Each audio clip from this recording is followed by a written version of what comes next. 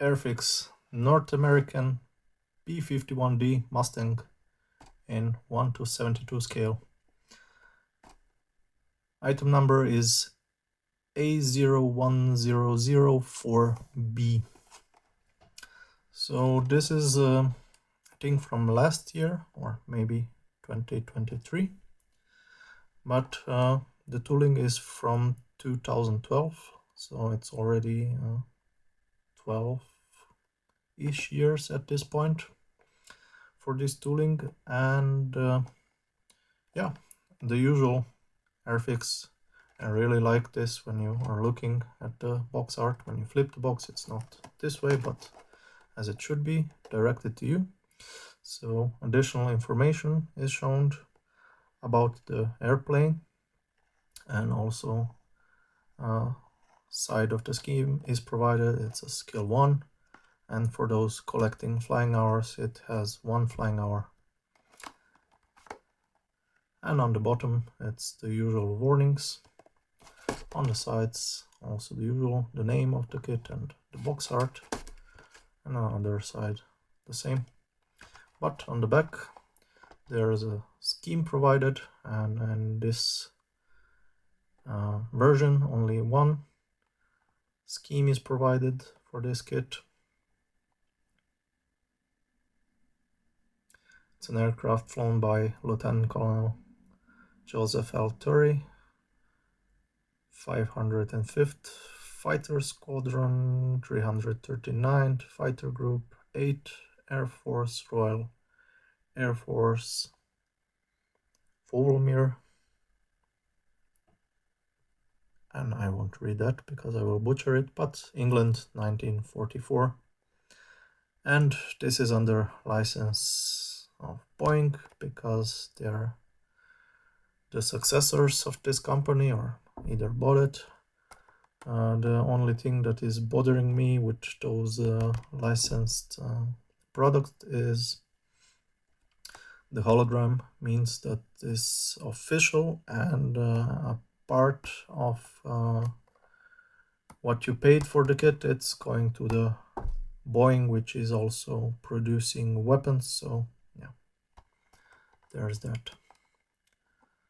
So your choice what you want to finance, but I won't go with down that hole.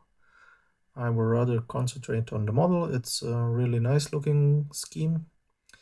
It's basically all metal and with some nice checker pattern in the front, on the nose, and the name of the airplane.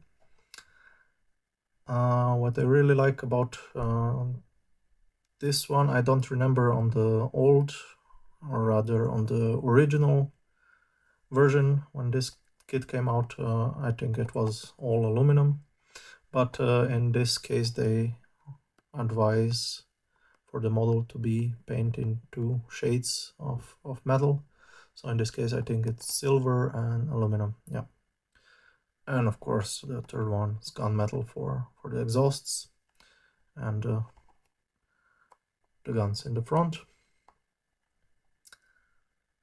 So let's see what's on the inside. It's a side opening box, so nothing special here.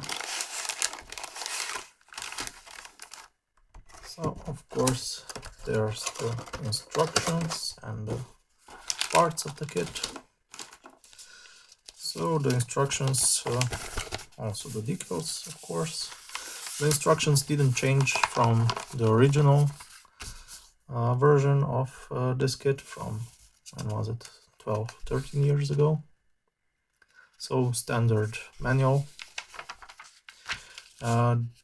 They didn't bother to even paint it in the modern looking Airfix instructions, the so-called CAD instructions, but this is also CAD, so whoever came out with that term, okay. But in the new instruction there are also colored parts. The new parts you're putting, I think they're in red, or I think the parts that need to be cut out are in red, or new parts are in yellow, green, canopy is blue and so on, but yeah, if that doesn't bother, and it also doesn't downgrade the quality of these all the instructions because they're clear enough. So as usual with every airplane kit, almost 99% of them, it starts in the cockpit. So this time first with the instrument panel and the rest of the cockpit, the seat, then I think that should be the radiator. Next one is the propeller with the nose, and yeah, fuselage parts come together. There's a call out to paint it inside.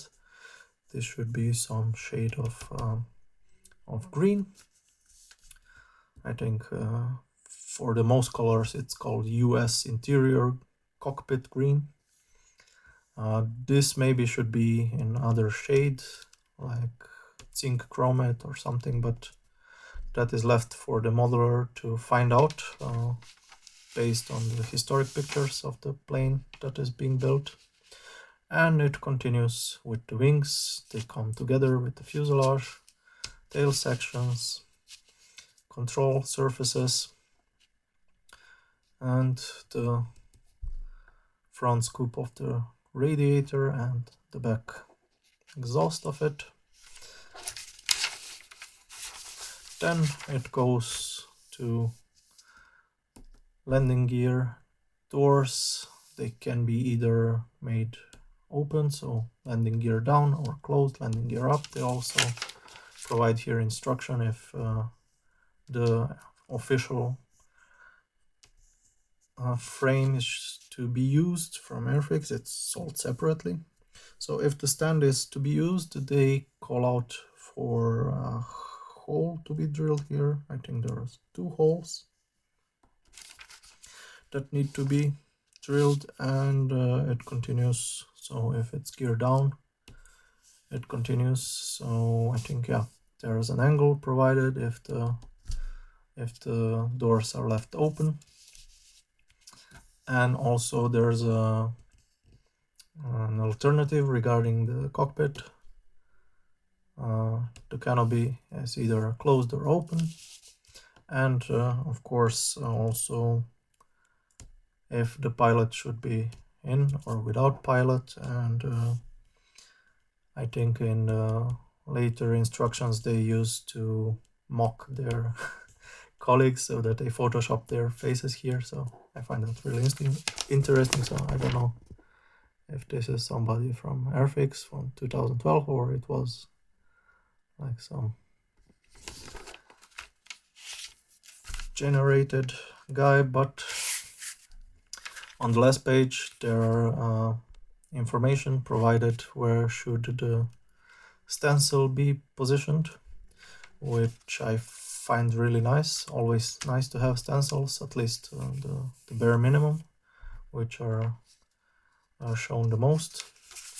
And that's it for the instructions. So basically flip instructions, 3 pages, 6 actually, and that's it. So let's see the decals. So always they're provided with a protective sheet. So let's take a look at them. Of course, with cartograph decals there's nothing much to disguise quality wise. They're of course of highest quality. I don't know if this should represent the keel markings, but they're not that crisp, but also you cannot complain. It's about 1.5 centimeters wide. So I think the real stickers on the real airplane were this size. So when a pilot got a kill, they got a sticker on their airplane to commemorate that. And yeah, this guy seems to have 22 kills. And the name of the airplane is Pauline. And I really like that the checkerboard is also provided as a decal, so no stress painting that. and yeah, should go really nice. So now the parts, they are like classic Airfix provided in a bag. So let's open that.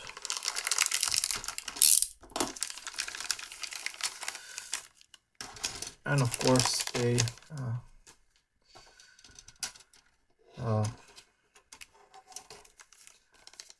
have taken into consideration the complaints over the years and decades, and that the clear part should also be separately packed in a plastic bag so they don't get scratched. So that's always nice to see these days. So let's first take a look at them. So as shown in the instructions, the two back pieces are either for open canopy or closed. Here's the windshield, and this should be the aiming device, which should be painted black, and only a small part is left clear, and I really find them annoying to paint and put in because at least 99% of the times they have no pin where they should be locked.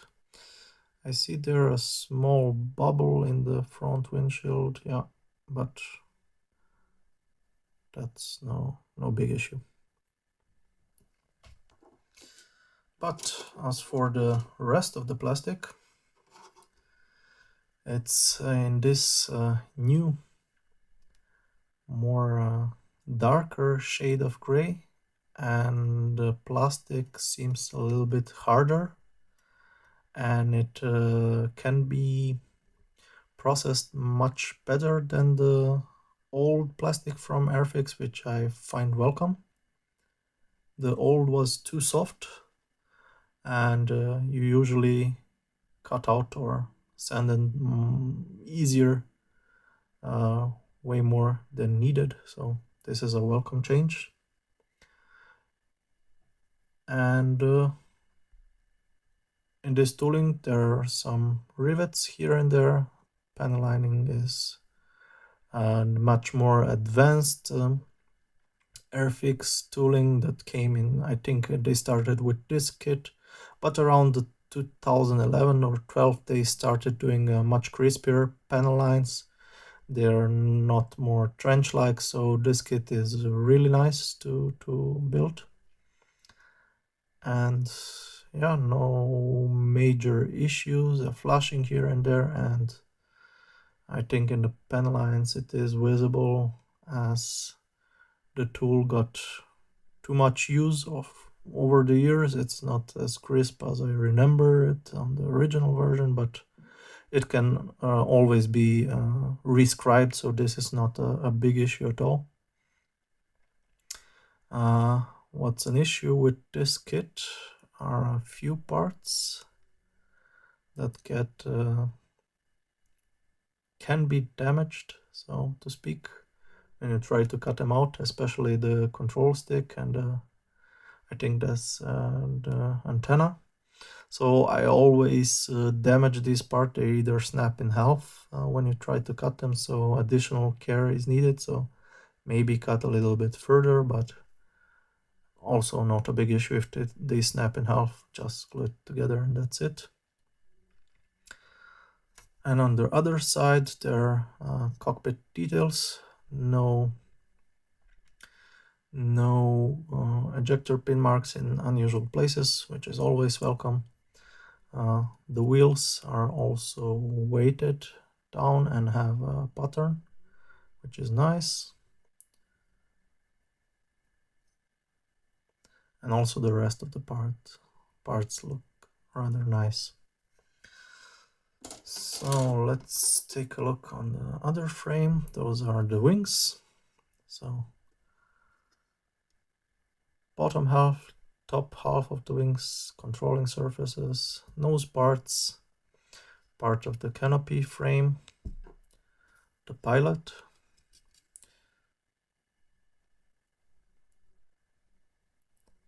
I think at least the pilot in this days and ages looks really nice, especially when I remember the old Airfix pilots, or even worse, the Matchbox pilots. They're are quite a caricature, but I don't use them at all. But for the people that use them, they're more than acceptable for this scale and for this price. Also, there's additional detailing here for the wheelbase. Not that much detail, but it's okay. Only the ejector pin mark is there and a bad spot, but it's not raised, so it could be put it down. So no big issue there. But what's an issue with this kit, because I built already a few of them, so there's a great discussion always on the model building forums and social media if the main part of the, so where the wheels come on the landing gear, if those doors should be opened or closed. So to what I read, they were open only on the ground when they were inspected, so where the crew did some maintenance or cleanup on the landing gear. Otherwise, when the plane shut down, they were completely closed. And what the modelers also like to do is to leave them a little bit opened, which is also okay, but that is the information based on the restored airplanes that fly today, because the hydraulics don't hold pressure that good as they used 80 and plus years ago. So even where fully fixed, it doesn't hold pressure. So when the doors are closed after, I don't know, a few minutes or a few hours, they tend to bend down a little due to the gravity. So as I said, it's left for discussion. It's for the modeler to decide which way they go, but I like to do them closed, so this part to be closed. And here I come to the issue that I want to discuss when the part, so that should be, where was it? Yeah, here's on this frame. So this part, and it's put here. So due to some misalignment, so the lips of the part are not flush with the wing, at least one of those. So either one is perfect and the other goes a little bit deeper. So I always address that first, so that I put a little bit of plastic there. So I cut a little bit of the polystyrene plastic sheet and put it there just on the lip here. And I use about 0.25 millimeters, so that's a 1/4 millimeter up to 1/2 millimeter. So it needs a little bit adjustment, but then it comes flush as it should be. So that's the first issue of this kit. As far as I can remember, here is nothing else that needs to be addressed. And the second part where I always had issue, let's see if I can find it. Yeah, it's this part here. So it's a little bit difficult to show on camera, but when it comes together with the other fuselage half, so this one, so when they come together, they are not sitting flush. So it's like this or like that, depending on how I pressed my model, but I never got it flush. So it's really difficult to sand down, but with some, I don't know, with some wooden stick and sanding paper glued to it, it could be done. So that's the second. And the third biggest major issue I have with always building this kit is this part here. So I don't know if the fuselage halves need a little bit of sanding from this side and also from that side, so that it's like a thinner for about 0.5 millimeter. But whenever I got to glue down the canopy, I tried to put the glue here on the lip and push it down, but somehow the windshield is thicker than the lip in that part, so it also gets glued to this part. So it's quite visible when you finish your model. It's quite an eyesore, so you need to watch out for that. And the final issue on this kit is not that big, but are those panel lines. So it's also hard to see in camera, but due to the manufacturing process, they're like, I mean, the sprues are put 90 degrees in the machine, and the tool cuts the panel lines here on the nose at 90 degrees. So those openings need a little bit of rescribing in the end. So those three here, and I think on the other side there are also some. Let's see. Yeah, on that side, but also, yeah, this, what I remember, also this here. So you see the rivet is 90 degrees to the, so it's horizontally put in, not about 45 degrees. So those three small panels, at least those two here, would need rescribing. Also that those two rivets here and on the top of the nose here. So basically those two opening panels need rescribing, and you need to put 8 more rivets on both sides for it to look realistic. But of course you can leave it as is. That's for the modeler to decide. As for the tail, it's a little bit to the side, like on the real aircraft. So you can see here it goes like that, compared to the other half where it goes also like that. So that's all nice. And yeah, I think it's a quite a gem, this kit, especially for the price it goes on sale. So this one I paid €6. But if I were to have to pay the full price for this kit, I would rather go with the new Edward P-51D, because it has way more details, and it's maybe €2-3 more expensive than this one. But that's for the modeler to decide, and of course the availability of the kit where you are. It's never always available as in Central Europe, so yeah, that's also a factor that needs to be reconsidered. But I love building Airfix kits. It's